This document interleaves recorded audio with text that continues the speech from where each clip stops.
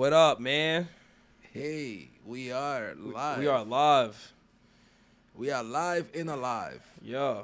Welcome to the first episode of the Manolo podcast.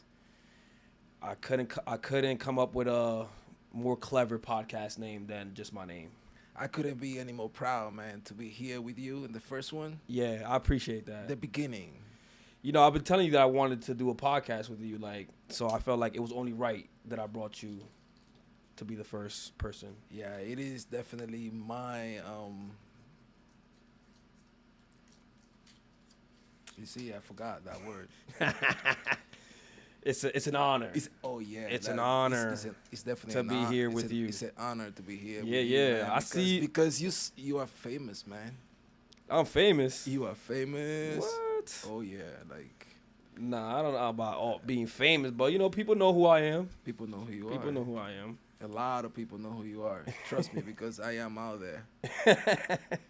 I'm out there, and it's amazing the amount of people that actually know who you are, and they follow you. They think they know you. Yeah. They proud of you. You know. Nah, yeah, listen, I'm always grateful for the people that show me love, and when they see you, they show you love, Yeah. You saw how that kid saw you at the shop when I was like, that's my father. Like, oh. Yeah. Oh, shit. It is a way to connect. For Yeah, sure. yeah, Like, that's the I OG. use- This yeah. is guy that every time I post you on my Instagram, he says, the OG. He always says I that. use you to connect the younger generation for sure, man. You got to, bro. That's what we're here for, man. Yeah, I appreciate you, man. Of course, man. I see you with the latest sweatsuit from New York as a nationality. We twinning. I know the honor. Nah, I appreciate It feels that. good, man. Like I support. Always, man. You looking fly. Oh, do I? Yeah, Yeah. I eat that gunner. But yeah, man. I wanted to start the podcast with a little bit of champagne, man, just so we can loosen up a little That's bit. like it's a celebration though. Champagne. Celebrating for the first episode. Yup. Yeah. Yup. Hold up. Any other way? Listen, if I was at a party right now, I would have been popped it and sprayed the whole spot. But we I keeping it cordial here. Any other way we be drinking coffee, but we have to celebrate today. We have to celebrate today, man. Yeah. Again, thank you for coming. Hold up, guys. I appreciate you, man. This for you. Very proud of my sons. Very proud of my sons. Yeah, let me get to the part where I just introduce you, because you're not just my father. We have to. Yeah. Let's toast real quick Yeah. Toast. to the beginning of the Manolo podcast and you being the first guest. Great. You can put it right there.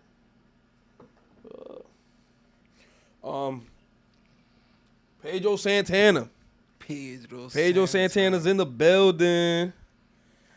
Oh man. Yes, I am. I'm here, man. Snowing in New York tonight. Yeah, man. How was your day? It's great, man. It's always good. Regular Thursday? It's a regular Thursday. Just doing my thing. Nah, yeah. Today, all I did was prepare for this podcast. Oh, yeah? Yeah, this is nice. Nice setup. Thank you. Yeah, the reason I did it in my room is because, I'm trying to get to a point where, I can stay consistent with doing all these things that I be doing. So, I figured that I will hold myself accountable more if I just do it in my room. There's no excuses of, I don't want to drive there to do a pod. You know what I'm saying? Because once you start something, it's going to get hard. Yeah. So I figured that if I do it in my room, it's going to get hard because I'm going to have to invite people over. You cannot escape. But I can't escape. It's right there. You know what I'm saying? So I'm like, you know what? Let me do the podcast in my room. That makes sense. You need a lot of discipline to have your own thing going on, your own business, Yeah, for sure. So, I'm just trying to, hold myself accountable to, staying consistent. Because, as you know, this is not my first podcast. And I fell off with the other one. But again, I got the experience that I needed. I knew I wanted to do it again. And I just wanted to find a way for me to do it at a faster rate and being consistent with it, If we understand that life is so short, it's like we have a shot, and we blessed, we healthy. So definitely, you got to do something with the blessing of being alive and being healthy. For sure. And you're doing it, so. Yeah.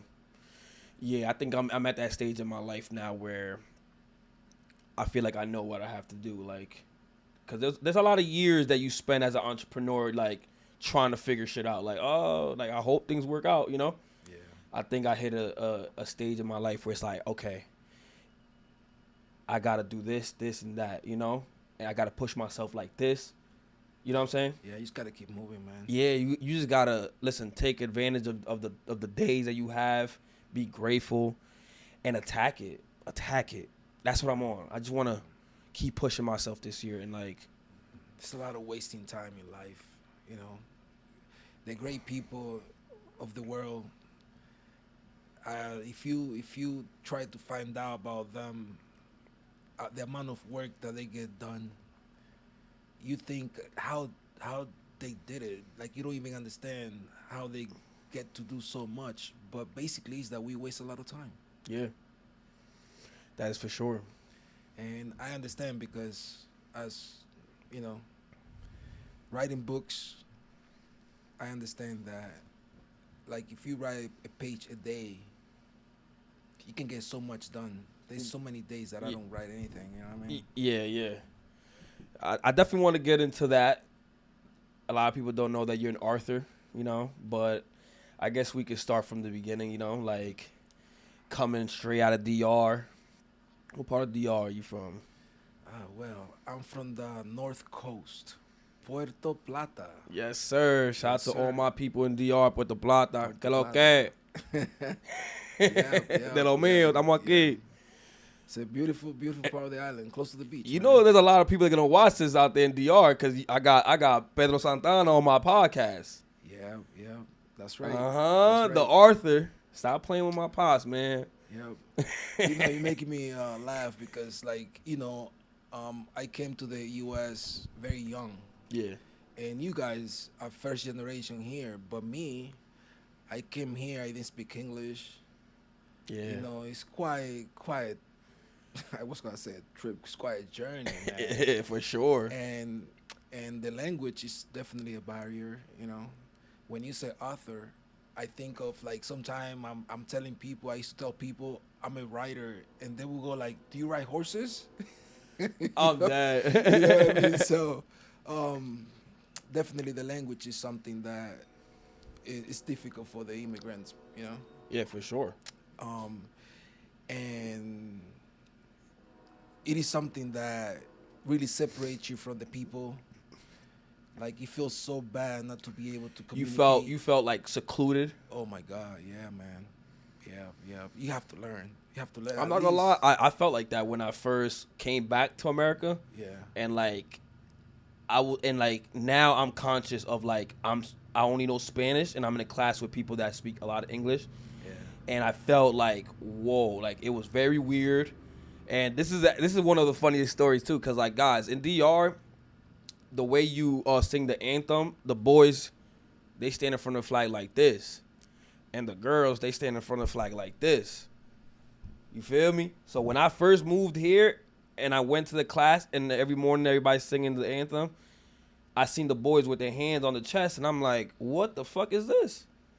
I'm like, a bunch of bitches. My bad. I was confused, but I'm like, yo, I was so used to doing this because a lot of y'all don't know this, but I went to school in DR for a couple years. Yeah, I forget that when I say I'm first generation here, I forget that you guys actually, and when I say you guys, I talk about you and my other son, your brother Pedro. Yeah, yep.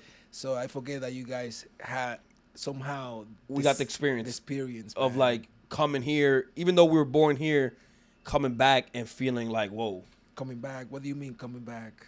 You gotta tell people some background. You know what I mean? Like, we were born here. Born here, then born here, moved to DR, and then we came back. I came back when I was 8 years old. Yeah. I was a Dominican already. Like, by the time I came here, I was straight up Dominican. Straight up Dominican, man. It's definitely I think it's definitely an experience. The fact that you guys lived over there, that you went through hardship as kids, you know, because over there it's not like America. Yeah. There's too much abundance here. And you guys experience that. I think it's a great gift. I'm grateful. I'm grateful to have that experience, you know, to know both. Yeah. It made you, like you said, it's like you said, it made you appreciate more. Like, you know what, like what For sure. I done seen worse, you know what I'm saying? But so you were, how old were you when you moved to America? And what made you come to New York? Like, how'd you end up in New York? I met your mom on the plane. Oh yeah. Yeah. Well, I already knew that. I came. I came vacation with my father and my two sisters. A long time ago. To where? 87. But where'd you come? We went to Boston and then we flew back to the DR from New York. On the way back to DR, you saw my mom on the plane? Saw your mom on the, yeah. Nah, my boy really was on it. Like, for you to pull on the plane. Oh man, like I went up, I told the guy sitting next to her, like, sir, I would like to see it over there. Can you please? And the guy said straight up no, bro. Like, yo, you was on it. Yeah. For you to ask for another man's plane seat because you like this girl that you just looking at and something about her, that's crazy. It is crazy. Something about her made you do that, and that ended up being and the mother of your kids. Like, bro, that is. And I'm a very shy guy normally, so I have to really break through it, bro. Bro, like, stop being shy and drink the damn champagne, man. We here. We celebrating. Man. First podcast for my First podcast, yes sir.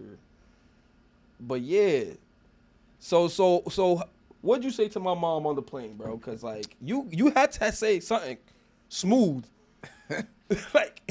Yo. Like you said, I was on it, bro. Like he said, I was on it. I was on it. Yeah, man.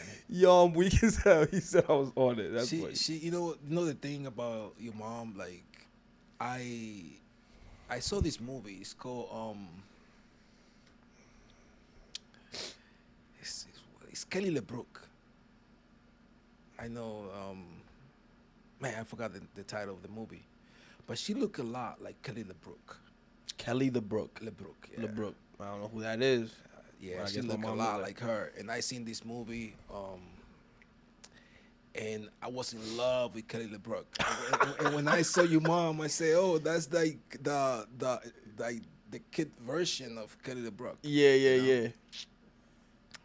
And I just, Yeah. Nah, listen. Shout out to you.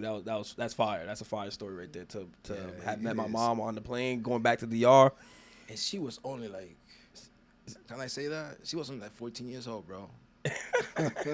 But I was like 16, so yeah.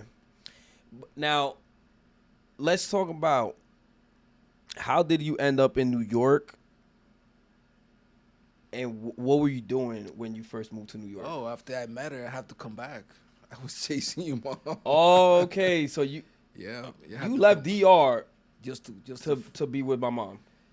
Yeah, chasing her. And basically, like I told my father that I wanted to get to New York because I didn't want nobody to tell me about New York. Like I wanted to have the experience, a direct experience myself. But when I first came to New York, I couldn't forget about it. I had to come back. And you felt like you wanted to like find your way in the world. Yeah, yeah. My father, as you know, is quite a guy, an entrepreneur, very successful, big family. So I couldn't find my place in the big family. So I decided to make my own way. Gotcha. And you gotta understand, the world was different back then, man. Oh no, there was no internet, none of that. No shit. Pager, bro. Jeez. Not even beeper, no pager. And you just left into the middle of nowhere in New York. Yeah, that is. The world was big back then. Gotta respect that, man, because like I don't know if I could do that right now. To be honest. Yeah, the world was big. It was a big world. Like with no phone, just moving to a random ass country. Yeah. And like just never look back. Never look back. Well, you look back. I've been looking back. Of course. Yeah, I'm sure you didn't forget about your family. No. As you know, like I tried to one of the reasons I started this podcast is because like I wanted to just like shine light on people that I find interesting, people that have great stories, entrepreneurs, and I know that you came to America and somehow you ended up being a limo driver for many years. How many years were you a limo driver? You know, I don't know, like 8 years, 12 years. 12 years. Yeah, yeah. Like it was interesting because I like people, Mm-hmm. and when you're in the cabin with people, it's a very personal space. So you get to talk to people, interesting people, Yeah, and I really enjoy it. got you. Um, Something about like your story when you were a cab driver and how you carried yourself around that time, like really always resonated with me, and like I use like a as a like an example. You know what I'm saying? Like how you used to wear suits, being a cab driver, Driving the beat up a car. beat up car, but you treated it like it was like a top notch Yeah. car. Like I always knew who I am, and always felt that work is something that make you something to be proud of. It's very honorable. Yeah, you told me that since a baby, since a kid. Yeah. I remember when you told me like, listen, if you end up working at McDonald's, I want you to be the best McDonald's worker. Yeah. I don't care if you think it's just McDonald's. Yeah. Go in there and be the best McDonald's worker. My Yeah. first job was Taco Bell, and you told me go in there and be the best Taco Bell worker. And guess what? I actually became one of the best Taco Bell workers there. You know what I'm saying? Yeah, yeah. And then I flipped the script. Yeah. I flipped the script because that's it was just part of my nature to like go to places and like be the best, and then now start fucking around. It's like, all right, now I'm here. Yeah. It's like you can't get mad at me now because I'm a good worker, but now I'm gonna start fucking around. You know. It's just, Oh. But that's the entrepreneur in me. Like I never like I always knew I wanted to work for myself. I didn't like Yeah, Yeah. yeah. I definitely, some people I know used to make fun of me because I used to wear a suit and a tie, and like you said, driving these beat up vehicles. But, Yeah. I always knew where I wanted to go, and I definitely created like a culture because there's a lot of guys that even today I see them dressing very nice, Mm-hmm. and they were just doing it, after me. Yeah, Gotta yeah. say that. But I know that it was kind of shocking because I was driving these like all police cars. Yeah. And, I remember that white, remember Yeah, the white yeah, car? yeah, yeah. And I had my tie and my suit, and people would I think that's beautiful because like that just shows that you knew that you were more than what the surface showed. Yeah. You knew you was a great driver and you were taking it serious. The same way like you said, like wherever you go, you should take pride in your work. Definitely. And you took pride in being a cab driver, but even more that it showed that and that car was clean, bro. the inside, yeah, you Oh always my- kept it clean for sure. yeah, Now, yeah. I kept this for many years because like it's one of those things, and I can believe looking you at like this that. shit now, I know I gotta frame it because it's one of those things that like I'm actually proud to like have from you, and I want to read a little bit about it because you probably haven't heard this I shit can believe in you so saved long. that. I'm one of them people. I like to save like little. What year he says it is, I I could tell you, but don't even think they dated it. Actually, hold on. well, that's 2005. Yeah, it's not dated. 2005. Guys, I was in 5th grade when this shit happened. But look, let me read a little bit about it, right? It says, Chauffeur of the Month, Pedro Santana. But what company though? It's going to say, I'm Oh, going to you get gotta there. say it there though. All right, so I'm going to read a little bit. It says, usually we honor a chauffeur when they perform a great task or receive an exceptional compliment from a client. However, this month we recognize Pedro Santana for being a solid, dependable chauffeur. Pedro tends to fly under the radar and just consistently satisfy clients. Before joining Empire CLS, one of the biggest Yeah. limo companies in the tri-state, right? In the world. In the world, okay. In the world. And watch this. Before joining Empire CLS almost 3 years ago, Pedro worked at a local transportation provider with limited growth potential. One of Pedro's frequent clients was actor Stephen Baldwin, who noticed Pedro's potential and referred him to Empire CLS. Yeah, Stephen Baldwin. So shout out to Stephen Baldwin, you know what I'm saying? Because he saw something in you and your beat up cab, but he saw that you were like moving like, yo, like a smooth operator, you know what I'm saying? So it's like, and you built a relationship with him, and you actually drove Justin Bieber before he was Justin Bieber. You drove Haley Baldwin. Yeah. In this company, you drove, name it, Kanye West, T-Pain, Common, Jadakiss, many actors. Yes, Robert Downey Jr. Yep. King Control. Yep. One time, he was driving Common, and he knew that me and my brother were a fan of Common. So he was like, yo, my kids are a fan of you. I would like to call him and let him know that I'm driving you. I want you to say something to him. And so he calls my brother, Pedro, and then he's like, oh, I heard you a fan of my music. He's like, the old you. Like, he said, my brother told him, I'm a fan of the old Common. Yeah, I don't like you no more. Yeah. And Common was like, okay, you have a very honest son. But then Pedro told me that Common kind of make different music after that. Yeah, I fuck with Common, man. Yeah. Listen, I apologize to Common on the behalf of my brother, man. I didn't know why he had to be so honest. Remember the autograph that I got you from Kanye West? Yeah, with and the you little... took it to school and nobody believed you? Yeah, facts. Yeah, my dad got me a Kanye West autograph years ago. I'm tight. I don't got it, bro, because it would have been worth money now. But, well, now I don't know. Don't cancel me now. We all know, I know a lot of people hate Kanye. We're talking about back in the day, Kanye. Old Kanye. So, yeah, basically, you know, to sum up this whole, they basically honored you as the chauffeur of the month.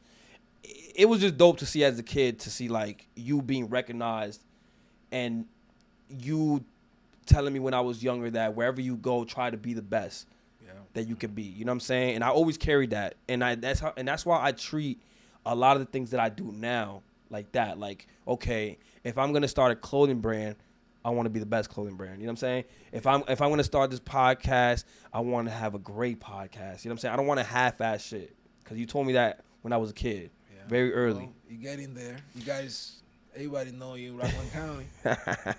Oh, man. How many years now? 7 years, man. 7 years. 7 years. Not bad. It's crazy how time flies, bro. Like, I got a lot of customers and kids and supporters that they were buying clothes when they were like yay high. And now, like, they taller than me. Show me that. And they come by and they have their own money. Back then, it was like the mom paying for this shit. And I'm just like, now is they pulling up to the shop with their own money, swiping their card. I'm like, bro, you used to buy this. You was this high. Yeah. You making me feel old. No lies. We do get old, bro. So, honestly, it's been a great experience. I'm so grateful for all the love and support. But back to you. So, how did you get, like, this kind of said it a little bit, like, how you got into the limo industry. You were recognized by a great actor. Yeah, by Stephen Baldwin. Stephen Baldwin. Became friends, and, you know, he said, there's something that I know I need to do for you. Mm-hmm. And he talked for me at Empire. And I started driving for them. I met a lot of people driving for Empire, which, like I say, I like people. So having somebody in the car, like, successful people recognize me, and, you know, I really enjoy it. Nah, yeah, for sure. What's, like, one of the craziest things you experienced, like, as a driver? Like, because I know you see shit. Yeah, drivers get to see a lot. Drivers know that. Especially in New York City.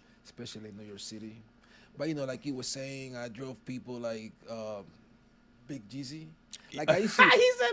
Young Jeezy. But you know that I always, whenever I had them in the car, like, I didn't know who they were. Yeah. I would call you guys. Yo, he would call me. He's like, who's this rapper with this big top hat? T-Pain. T-Pain. You know? He's like, yeah, bro, he's a wild motherfucker. Listen, when I met Dustin Hoffman and I met Robert Downey Jr., Yeah. when I met Kevin Spacey, like I said, okay, listen, I think I really That man a creep now, man. But yeah, we'll continue. Yeah, no, I know.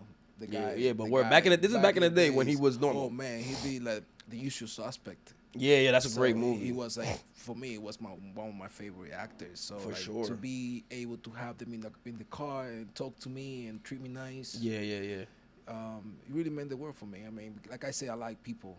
For sure. Yeah. I had like Emma Watson. Emma Watson. Yeah. Okay. From Harry Potter. What about Lil Justin Bieber? Like, tell me about him. Nice guy. I mostly remember the cool people, and Justin Bieber was... Oh, you know the Jonas Brothers too. Yeah. I remember you called me like, I'm here doing a job for these little famous brothers. Yeah, many times. Yeah. But Justin Bieber was, he was very nice. Yeah. You know, I met it right before he made it. His mom said to me, Usher said that he will be the next big thing in America. And I said, good luck. You're like, all right, yeah, sure. Yeah, sure. You know, And look, he did. He did. Yeah. He got big, bro. He got big, yeah, for sure. Yeah.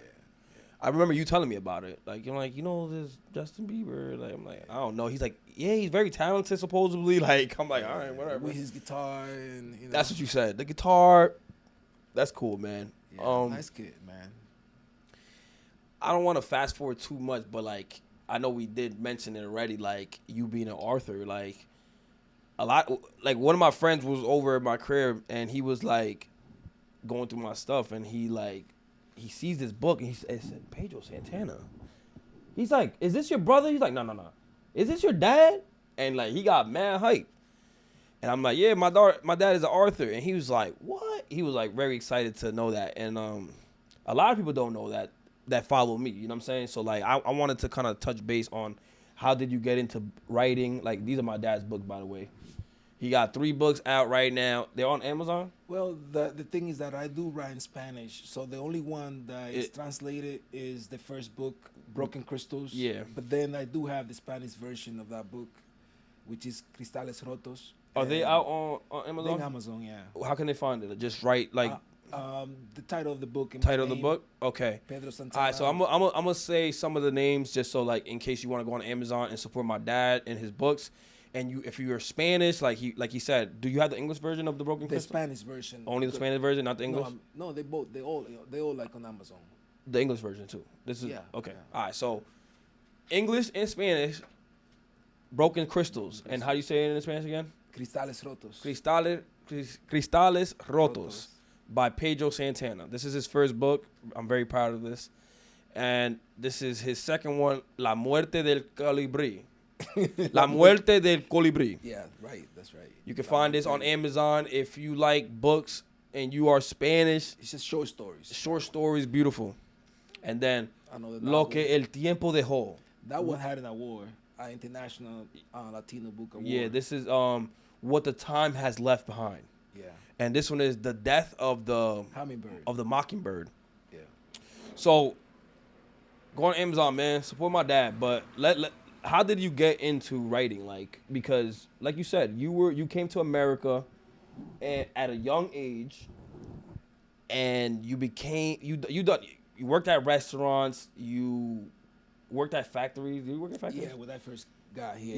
Yeah. Somehow you ended up becoming a cab driver, and became a great cab driver, and then you became a limo driver. Yeah. And you've been a limo driver for many years. Yes. And somehow in your later years, you found passion in writing. Yes. You know, what happened was that when you guys left the house and, you became adults, the house became really big, and empty. And I used to feel like I was wasting my time just going to make money. As you know, drivers spend a lot of time. You want another cup? Yeah, I could take another cup. Okay. So, like, as you know, drivers, we spend a lot of time waiting for people.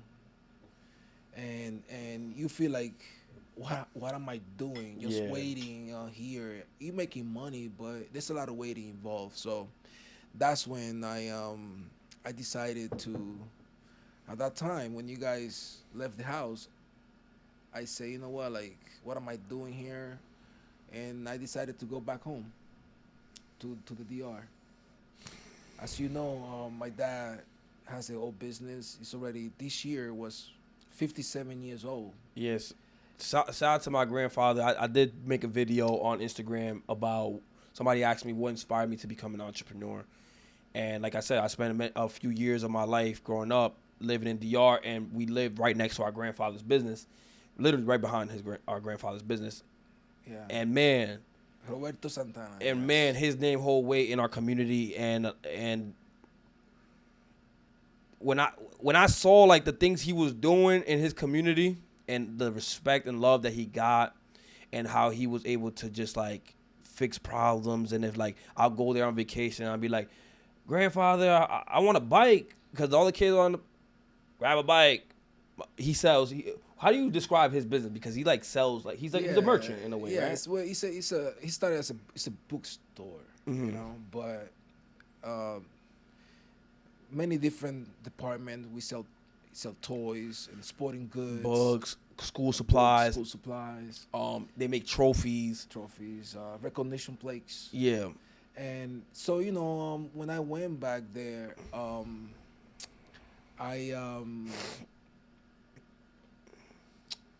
I felt that like I needed to do something else. I was having this midlife crisis at 40. Yeah. I mean, I'm more than 40 now. So I was having this midlife crisis, and because I needed to do something else, and that's when I find out that I had talent in literature. Yeah. You know, it didn't come easy, but I needed something else. Yeah. And I found the talent, and I just work on it. And you just went for it. Something about it, like, and I always said that when it came down to like when I created this character. I always been an artist, but the beginning of this character was very like, it just happened. Like one day I decided to spray paint a t-shirt, and because as a graffiti artist and you're so used to doing your tag or something that you always drew for years in repetition. So I drew this character in repetition for years. Yeah. And that was one of the first things I drew after years of not painting. Oh man, like don't tell me about it. Yeah. I remember you getting in trouble. Yeah, bro. I gave my dad a heart attack when he got that call saying, "Your son is being arrested for trying to blow up the school." Yeah, that was bro. Bad, bro. And then after that, they just passed me the phone. They go, "Here, talk to your father." Oh, yo, he was just losing it. And I'm like, all right, I'm a spaz now. It's a fucking sticker. I didn't say fucking. It's a sticker. It's a drawing. And you're like, drawing? Yeah, I just drew a bomb. And he's like, oh, what the fuck? Like, you were confused because, like, the way they explained it to you was, like, with no context. It was just like, yeah, your son is being... Yeah, bomb threat. Yeah, like your son made a bomb threat. And the firefighters and everybody. They brought the bomb squad, all that shit. Oh, so it's like, yeah, my dad was fucking. You were looking for the person that actually did it. Bro, I'm telling you, I'm in the other school. When they evacuated the whole school, I'm like, who did this shit? Yeah, you were. They're crazy as hell. Meanwhile, it's my ass. Yeah. Meanwhile, it's me. I'm over here looking. You were looking for yourself. Yeah. Nah, for real. But I'm grateful for all the experience because of them I was able to somehow bring this into life. And yeah, definitely. You definitely did something with it. Yeah. He said I turned lemons into lemonade, man. And I think that's for sure. That's what you did. Yeah, you know, like always. With your first book. Always, like. Becoming a driver back in the days without GPS, it was not such a simple thing, though. That's what they said in the writing. They said, Pedro carries a laptop with internet. Yeah. To get all the flight. I remember that. But the idea is becoming a cab driver back then without GPS. I remember they used to call the base, like, and the owner used to say, you don't want to have any issues, send Pedro, you know what I mean? Yeah. Because it's a lot of information to actually put in your head. Yeah. But even is not compared to literature. Like Oh yeah. you able to learn the whole tri-state area, the whole um, the common places and the landmark. You able to get it in a few years, you know. Yeah. But literature is different. Literature is different. Like Literature is I found complex. If some. I Oh my if god, like from an yeah. outsider, I just feel like it's a very big task You never to learn. tackle. You never learn the whole thing. It's Yeah, yeah. just a lot to learn. So So I I, salute you for even like chipping at it and actually sticking to it because you actually got another book on the way. yeah, I have two. But I don't want. But Yeah, I have continue. two more Like books coming. But so the idea is finding a passion in something that you cannot master that easy, and that's what I found in literature. You know, you're able to master things and learn things that are simple compared to literature and writing. You know, so finding that and knowing that is something that I could do for life and probably never really master 100%. I respect that because like for me, I love art for the reason that it doesn't have that type of pressure. Yeah. You know, at a young age, I felt like I wasn't good enough because like I always been into art, but like then you start comparing at a young age. You start seeing kids that could draw your fucking face and do all this amazing art, and you start thinking then, oh, I'm not a great artist. I should give up. So I gave up. But then when I realized in my later years when I brought this character back was that art is a very like it's just therapeutical. There's no rules to it. Well, that's There's rules to it, but yeah. in a sense of like it's whatever you feel like painting. It's not like I do it for you. You know, finding a passion is definitely something good for everybody. But then again, for me, literature is also a way to keep sane. You know, like when you say therapeutic, Yeah. you know, like writing is a way to organize ideas, to organize your mind. It's a way to really have an outlet from the expressing yourself. expressing yourself. What's inside of you, What's you inside know? of you. Yeah, for sure. And that's what I found. I found my passion in writing for sure. Okay. What was like the inspiration though? Well, like the first book, Broken Crystals, I came about just I was writing a catharsis really.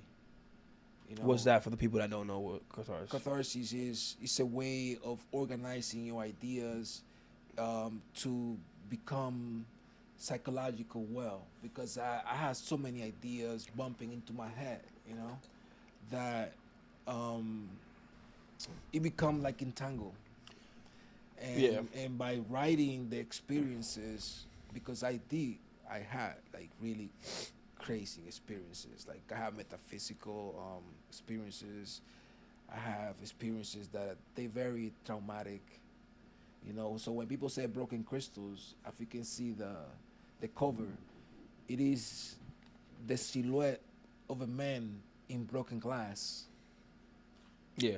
So, and basically that tells the story. It's the idea of putting yourself back together, you know.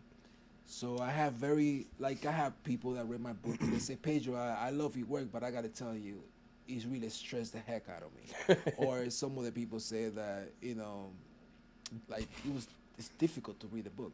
It's not just a simple reading book. It's a book that make you confront yourself. Yeah. You know, very deeply psychological and spiritual. Yeah. And so I wrote it as a catharsis, like I say, it's a way for me getting well. But then the story is so compelling that I turn it into a novel. It's something for me to give back to the world. Yeah, I remember seeing you when you started that journey, when you were just writing with no direction. You were just writing, expressing these, like you said, these things that you had in your head, and putting in a beautiful way as much as possible, right? Yeah, it's definitely a journey. Like I said, literature is not a very simple thing to do. But when you want something, like some people ask me, like, how can you write a book? And the only thing I tell people, if you want to write a book, you just got to start doing it. Anything, Yeah, I was gonna ask you that. I was gonna ask you like, do you have any advice for anybody that wants to start, like anything we want writing? to do. Yeah, anything we want to do, we just gotta start doing it. You gotta start doing it, and life always open up in things that you focus on. And writing is just the same. You just gotta want it. No, for sure. I definitely had talent, but talent without studying the craft, yeah, it's really meaningless. So you really have to do the homework, as you know. No, yeah. Honestly, I salute you because there is like rules to literature. Yes. And I'm one of the people that I don't follow rules like that. That's why I like art, because there's not a lot of rules to it. It's you don't consider literature art. Not literature is art. It is art, but it is art. The first art, I think it is, right? No, I don't know. But I respect the art of literature, but there's too much rules because like you can't just somebody will read your shit if it's wrong and you're not doing it with the rules, they're gonna be like, this is not right. It's not right. Now, in art, people will have their own opinion and they'll be like, that's not art, but it is still art. Yes. You know what I'm saying? Because at the end of the day, art is subjective. You know what I'm saying? Even now more than ever. Yeah, there's a lot of bullshit out there for sure. Yeah, I know.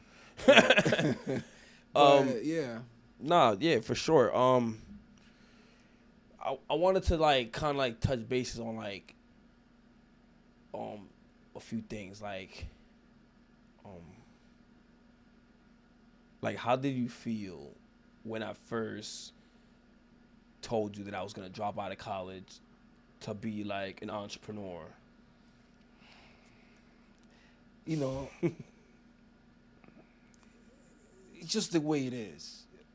Parents, we always want our kids to be doctors, to be engineers and lawyers, and we think that that money is what is important. But in reality, that's why mothers are different, because everybody wants you to be good, but your mom wants you to be happy, and life is, it's important in life to find something that fulfill your life, that make you feel complete, that make you feel that you're in the right place. So definitely when you told me that you were gonna just drop out of school, it was it's not what I expected. It's not what I wanted for you. But there's something about you, and it's like you always know too much. You know what you want. And that's why you're good at what you do, because you are an artist, but you know what you want. You know the way you want to project yourself. Like you don't take it. You don't take a lot of advices. If I must say, it's like you know. I always tell my family, oh no, Manny knows. You don't need to tell many things to Manny because he knows. He know what you want. And but even that, like I worked on that because like I don't know a lot of things. You know what I'm saying? Like it's important to think that you know, because if you are influenced this way and that way, then it's a problem. You will not get anywhere. Yeah, I think there has to be like a balance there. You know what I'm saying? As far as like you have a vision. If you have the vision and then trusting some people's opinion or advice, like okay, you know what? Let me listen, cause like I don't know. You gotta know. I don't know. Let me ask this person. You know what I'm saying? But for some reason like I always like been driven by like something inside of me that I like just moves me to like do things, Yeah, you definitely need that. You definitely need that in life. Like I'm saying, nowadays, everybody tell you what they think is good for you, and if you follow what other people saying, and you don't follow what you know that is inside of you, then you're in trouble. Nah, 100%. So I definitely very proud of that, Manny, because personally, I listen a lot to people, and sometimes it's not necessary. I mean, it is, but it's not. Like you say, it's the balance. Yeah, it's the balance. Like you have to you have to know that you have to do certain things, like who am I and like what can I do with what I feel.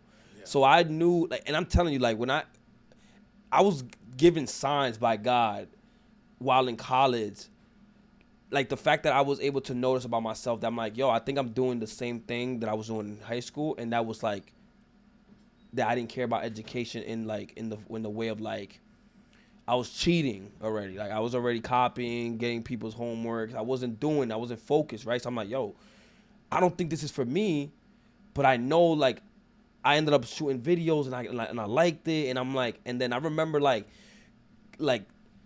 okay, now I felt like that. I'm like, okay, I don't know if I could do this because like I'm not really like I'm not evolving the way I thought I was gonna be evolving. You know what I'm saying? So then, I came out of class one day, and then there was protesters in front of my school, and they were like, they gave me a pamphlet of like, oh, this school is a scam.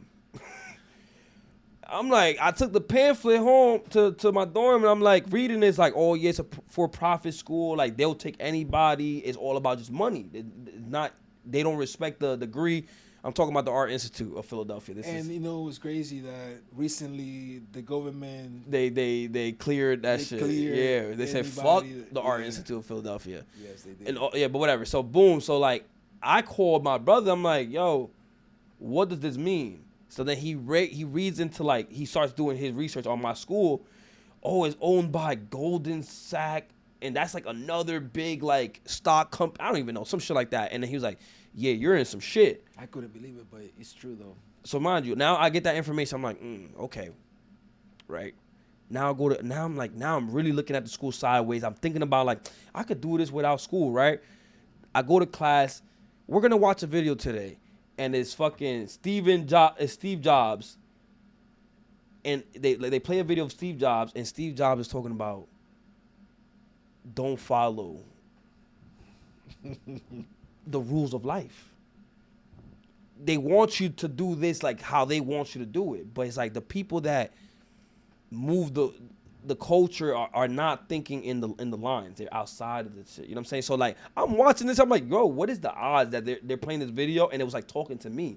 Like I'm in college, like they want you to get a degree. They want you to do it like this. But I'm like, yo, I could do it without that. You know what I'm saying? Yeah. And that was one of the biggest the biggest decisions that I've made in my life that was because of me. It wasn't because like, you know, as kids, you do things like to make your dad happy, to your mom happy, you know, make all these people happy. And I remember Peter telling me, I'm like, yo, I think I'm gonna tell them, and then he's like, but I'm afraid of what they will say. Like, bro, I just got you into that, you know what I'm saying, all this shit, and I'm not gonna leave with a degree. So I'm like, I think I want to drop out and just be my own boss. And he's like, listen, they're not gonna like it, but this is your life. I remember being in my dorm, like he's just telling me, this is your life, and they're not gonna live it for you. You definitely had like a lot of support with your brother. Huh? Oh yeah, for sure. Yeah, that's interesting. But to think that the whole school was a scam. Yeah, you thought I was bullshitting. Yeah, it's true though. But listen, I think that I wish for you all the success in the world. You know that. Let me ask you, what's going on with the party this year? Are you doing a party for New York? He's becoming famous with that. Like I went last year. Oh yeah, my dad came to my 6-year anniversary. Oh man, and he had a great time, and he got to see like all the love and support that we have from our community. And we didn't do the 7-year anniversary because the 6th year going into the 7th year was like another learning experience for us, and we felt like, you know what? Let me not celebrate. Oh, I was waiting for that. Yeah, I know you were waiting for that 7 year, but nah. Listen, we gonna do the 8-year anniversary party. We gonna do it. For whatever reason, every time you have an event, people listen to you. People come, man. I mean, for real. Yeah, I got a few things that I'm working on. This year, very big on trying to expand the brand. And even just like pushing myself more than ever, you know what I'm saying? Because again, I'm getting older and I feel like I know what I have to do.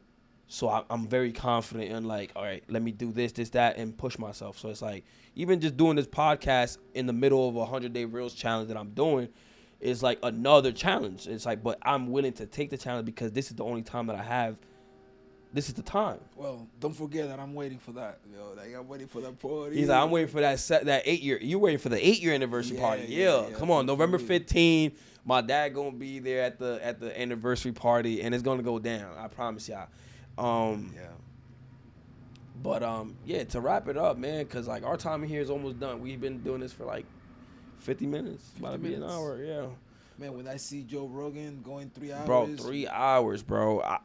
I could go longer, but I want people to like actually like watch this whole episode and just see like our chemistry. And I'm really grateful for you to do this podcast because like I know, like you said, you're a shy guy, but you're willing to push yourself. Oh yeah. Like for me, if I get invited, I do. Yeah. Like my dad's like, you really want me on the podcast? Like, okay, I'll do it. Like, and to understand, like I really grew up with you guys. Yeah. It's crazy to say that, but like everything I went through, I had you guys in the back. Yep. You and your brother Pedro, and we kind of grew up together. That's crazy to think, right? That's a beautiful thing to say. At the end of the day, it's like that's life. And I thought that just because we grew up together, we were in the same group, but we not. Yeah. Yeah, that's how I felt when Peter went to the Army. I tried to convince him to start a company with me. People know that your brother went to the service because you just talk like that, like. No, a lot of people don't. But yeah, my brother he was in the Army for many years, and I tried to stop him to go to the Army. I was like, yo, bro, like we could start a business because as when we were young, we had this like idea of like, yo, like brothers together, start a business together, and. He's like, and just like you, we have our own journey. He had his own journey, and that's life. And I remember that day too, when you left, my brother left, my best friends left to the Army, to the military, and that's when it hit me. It's like, oh, this is my journey. This is about me. Yeah. So lock in. That's how I felt like I had to lock in on what I wanted to do. And man, I'm glad that I hit a stage of my career where. Now I'm not in fear, because for the people that are entrepreneurs and they take that first leap into being self-made and working for themselves, it's a scary thing. It's a scary thing. So like, and even when you do it, it's scary. And then a year later, it still might be scary because it's in your hand. It's you have the power to either take yourself to the next level or hit rock bottom, like, you know what I'm saying? It's really all about using your time. It's about you, like, yeah, like wasting time and all that shit, like, that's true, bro. So it's like so much time. But like now it's like I look back at my career and I really thank God for giving me that sight that it's like this is what there was a reason why I took this path. You know what I'm saying? Like I really feel that because man, the things that I've seen like these past 7 years and the love that I've received, it changed me into a better man, 100%. It's difficult to have a business nowadays that can go 6 years, 7 years, and survive the pandemic. So I gotta say, I have a couple of more books coming up this year. Mm-hmm. I have a historical biographical novel. His Day's Number. First president of DR. Yes, Pedro Santana. Yep.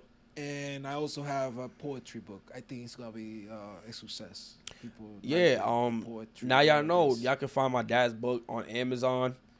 By the way, these are my books. He didn't bring this. These are my books that have been here. He didn't believe that I had all of them. He was like, "You only got one of them?" I'm like, "I got all of them." You know what I'm saying? You do have all of them. And well, you're missing one. For real? You're missing the Spanish version of Broken Crystals. Bro, I wanted the English version, but that's fine.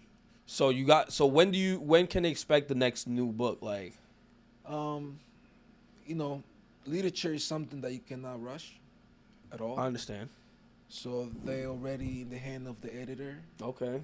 The publishers. And I'm just waiting, just being patient. Okay. Yeah. Okay. They coming up. That's awesome, man. I'm thinking about doing an art show this year too, man. Like, but like you said too, I don't want to put time into it. Like last year, like my last show, it took a year to do. Yeah. I promoted it for a whole year. Yeah. Yeah. People look at me like crazy when they be like, "Yo, a whole year?" I'm like, I pushed it back, and then it ended up turning into a year. And that's why you have successful events. You have to do things. You gotta do it the right way. You gotta do it the right way. You can't rush greatness. Shout out to Essentially a good album. You can't rush greatness. You know what I'm saying? So that's how I feel. But don't let time slip by. No, you can't. Don't let time slip by. You better be on applying pressure every day. You gotta do it every day. Mm-hmm. Every day. But man, that's why when it's how you doing that, I go like hanging in there. Oh man, you hate that. Yo, my dad would call me and he'd be like, "What's up, man? What you doing? Just hanging in there?" Bro, I'll get so tight. Yeah, I don't say that because he don't do it no more. But those words, I feel like words have power. So it's like when you say hanging in there, it sounds like you just hanging by a thread in life. Yeah. No, so I'm not grinding every day. Grinding. Like, come on, man, you understand that? Yeah, I don't say that no more. Nah, he don't say it no more. He'll call me like, "What's up, man? What you doing? Grinding?" Yes. Grinding. Yes, that is my language, brother. That's the language. Bob. Again, thank you so much for coming by. Listen, I thank you for the invitation, and I thank you for, I'm honored, like I said, to be here and to share this with you. I definitely your number one fan and promoter. Yep. He says this all the time. Like, he'll be like, "I'm your number one promoter. Every person that gets in my car, I'm talking about you." And I'm like, all right, I believe it. But some people have been coming to my shop mentioning your name, so I believe it, man. Oh, you believe it? They're like, "Yo, you're Pedro's son?" I'm like, "Yeah." They're like, "He speaks so..." I'm like, "I already know. My dad is my biggest fan, and he's always telling everybody that his son is the owner of New York Internationality." Yeah, I always talk about you guys. And Pedro, so he made me so proud. And he sends me a picture of everybody that wears New York Internationality when he sees it. He's like, "Look, I seen another person. You know what I'm saying? When you see people like in the city or Nah, that's super tough. That's super tough. Cool, man. Super cool. All right, well, let's do one more toast before you leave, brother. Yeah, like this is definitely. Thank you for joining us on our first episode of the Manolo podcast with me and my father. Listen, I wish all the success in the world for you. Thank you, Bob. I appreciate you.